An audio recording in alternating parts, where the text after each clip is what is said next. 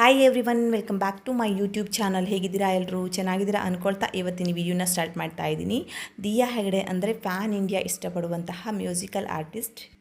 ಹಾಗೆಯೇ ದಿಯಾ ಹೆಗಡೆ ಹುಟ್ಟಿದ್ದು ಸಿರ್ಸಿಯ TSSನ ಹಾಸ್ಪಿಟ್ಲಲ್ಲಿ.